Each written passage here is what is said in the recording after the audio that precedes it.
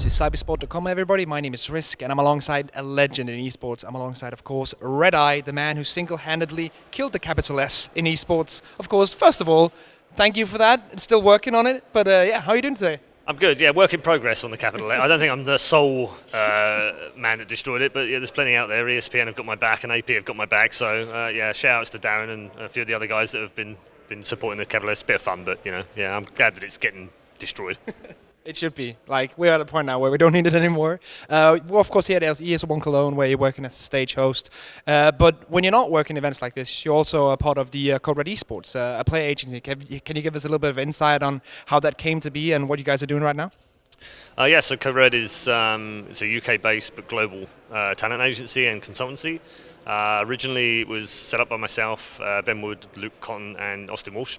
And the idea was that we would offer services for consultancy purposes to lots of companies that wanted to come into this space. It's become more and more popular, and we felt very passionately that the business we've been in for 15, 20 years, each of us, deserved to have people that knew what they were talking about or could put them in touch with people that knew. We don't claim to be the experts in every part of esports, but we do have some strengths. So that's where it was founded from, and then alongside that was my determination to make sure that we helped and protected talent alongside, and so it felt like a natural fit to add the talent agency and start helping talent get better gigs and earn more money and have better riders and get treated properly and have good hotels and flights and what have you. So and then alongside that, the training element, which I've done for many years in the background and just help several people with advice and odds and ends now and again, and make that a bit more formal and have like a collection of people that could learn from each other. So yeah. So talking about talent, because right now one of the main discussion things about talent is the burnout. Like, we know Semler took a couple of weeks off, and it seems like it becomes necessary at this point for someone in the talent group right now, in CSGO especially, to actually take time off. Like, how do you think talent and agencies like yourselves will be able to handle that in the future? Because I think it's going to be an even bigger problem with the way that CSGO grows right now. I don't think it's limited to just CS. I think it's an esports issue overall.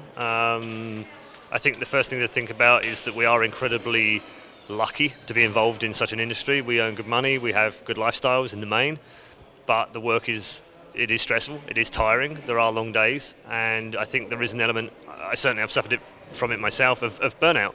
And you get to a point where you probably don't always notice it either. It comes along and creeps up on you, and suddenly you're on the verge of having a mental breakdown of some kind. So that happened to me in 2015. I was very lucky that Neville from Gfinity spotted that in me and gave me a month off and told me to go and lie on a beach and turn my social media off, which was very good for me. I don't think I'd be here right now if that hadn't happened. And so yeah, it is important to take breaks. I think a lot of people outside might just look at it and go, you prima donnas, you earn all this money, you fly around the world, you go all these sick events, and like, how can that be stressful? But it is stressful. It takes a lot out of you mentally. And so it's important to take breaks, and I think Sem has taken that time out and come back stronger than ever and is brighter than ever. He's much happier, he's more settled, he seems totally relaxed now, which is great. And that then allows him to do his job better and deliver great experiences. So I think we're definitely I know he would be an advocate for it, and I'm definitely an advocate for it. How the agencies help, I think it's just through education more than anything else, and being able to spot it early enough to be able to tell people, hey, it's time. You've just done 6 events in 6 weeks. It's time to take a couple of weeks off. Just you don't have to earn money this week. You can take a couple of weeks out. So, yeah, it's a very important issue. Do you think that's one of the main things that like fans don't see, like behind the scenes, like the whole burnout thing? Yeah, no, they don't. But then I guess we're not very public about it either. So, in order to them to help them understand what it's like, we have to educate them better, and we have to talk about it more. And I think Semler talking about it publicly, me talking about it publicly, whoever talking about it publicly, where they've suffered those mental anguishes along their way, it's good, it's healthy to be able to talk about it. It's not an easy thing to talk about either. It makes us vulnerable a little bit, and I think fans put us on a pedestal where they think of us as these invincible people with thick skin that can take criticism, and everyone's Superman. So it's good, I think, to talk about it, but it isn't an easy subject to always talk about, and especially because I think fans do look at us and go, oh, you're just spoiled brats. Yeah. And I can totally understand that view too. So, but I still think we should talk about it. Okay, moving on to a bit of a different topic. Of course, you do hosting and you used to do commentating as well in many games. Can you kind of explain to us, because usually, of course, here we're doing Counter-Strike Go, but you do Dota as well, do StarCraft, you have even done Heroes of the Storm, and pretty much every single game in the industry. Like, how's it for you to work in all these games, and at least you have to have some kind of knowledge about them? Yeah, I mean, for me, I think it's born mainly out of the way that I got into commentary, in the sense that when DJ Wheat pulled me into Radio ITG back in the day, which was like 2004-ish,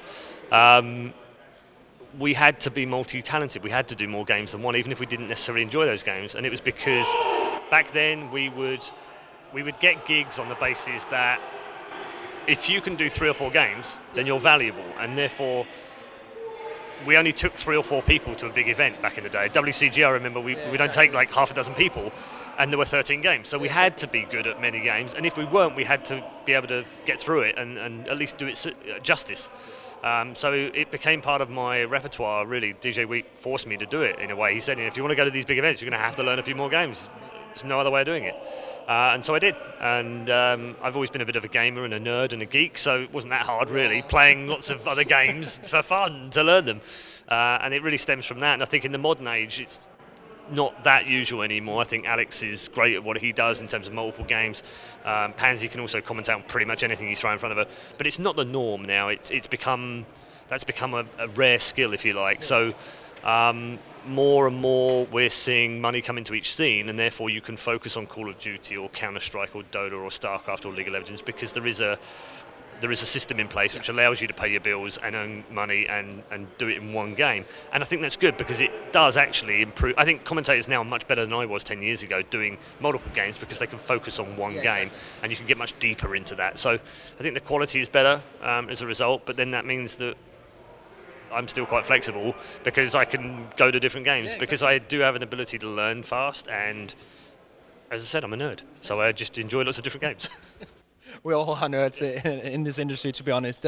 One thing that I asked Samuel about was if he could create an utopian CS:GO world, and we talked a lot about that. So I want to give you the same question, but for the whole esports industry. If you could create your own esports utopia, what would you change from the system that we have in place right now? Well, I think I would probably do it from the top down and then from the bottom up, if that makes any sense at all. I'll try to explain it. I would have an independent association that was worldwide, that was able to look after all the publishers, look after all the games, look after all the teams, look after all the players, and each have their own individual association as well, so that they could all be looked after in the right way. And I think that would help us a lot. Not a perfect utopia by any means. We've seen what happens when FIFA do things wrong, or when things go wrong for the Olympic Committee and what have you. So inevitably you're going to have challenges, but that I would like to see at some point. And then from the bottom up, putting in place stuff that allows grassroots to grow in any game, whether it be Rocket League or Counter-Strike or Dota 2. It doesn't matter to me what it is. Just the ability to be able to allow young people access to a competitive environment of video games, which we don't currently have yet across the world. And by that I mean it becomes part of the curriculum. It becomes part of, kids do PE and they learn about rugby and cricket and football in England. In America they learn about baseball and NFL and what have you. Well, how about they learn about esports for a lesson once a week? That's actually happening in Denmark right now. It is happening in Denmark. It's happening in a few countries around the world, and I think it's fantastic. And we're working hard with the British Esports Association in the UK to try and bring that about in the UK over the next few years as well. And I'm hopeful that will then kickstart the next generation of esports superstars. Right now, we don't see that many coming through. It's very much the old faces, and I'm okay with the legends, right? They are legends for a reason, because they're still here. But I want to see new blood. I want to see the Rops of this world. I want to see the Nikos come through. I want to see these new players play at big tournaments, because that's what it's exciting about, the evolvement of the game. So we don't get that unless we support grassroots, and that means not just from school, but local clubs, universities, colleges, all the way through until they're 17, 18 or whatever the time limit is to play professionally. And there's a natural pool of talent there that the big teams can go and pick at, and actually the smaller teams can pick at and develop a youngster who then makes them money at some point from a transfer, which allows them to grow. So the whole ecology of everything actually grows. So I think for me it's about the top and the bottom right now. The middle is quite good at the moment. I think we're very good in, it's kind of like shit sandwich. We're really good in the middle. Instead of being the shit, we're actually very good in the middle. the bread isn't so good at the moment. We need better bread. So. Is that good? We need better bread. Yeah, that's a RedEye. We need better bread. To end it off, of course, you've been in the industry for such a long time. I just want to know, like, how it's been for you personally to see esports grow, because you were there when it was nothing in the beginning, and you're still here hosting the biggest stages. How's it been for you to kind of like grow throughout this whole like period of esports, just going from zero to hero? Well, I mean, it's extraordinary when you think about it. I've had moments. I mean, this is my 200th event here, so it's a milestone for me.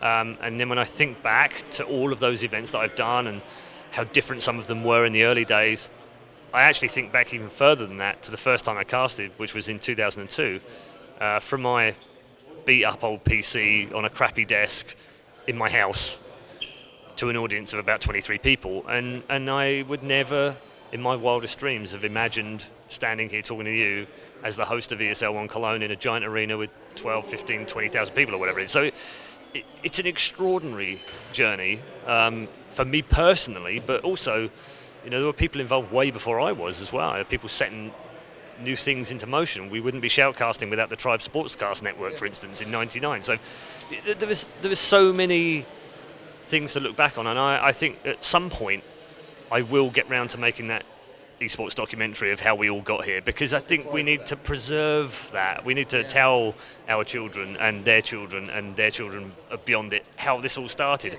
because at some point we just take it all for granted. We turn up here and we go, yeah, it's another arena, it's another tournament, 250 grand, yeah, it's kind of normal. Great that it's normal, but actually, can we just stop for a moment and just take in how amazing that is? So, yeah, I think it's come an enormous way. It's impossible to put it into words how far we've come, but it's an incredible journey, and it's still going. Okay, with that, I think we're going to end it. Thank you so much for the interview, Paul. And for all you guys at home, stay tuned to cybersport.com.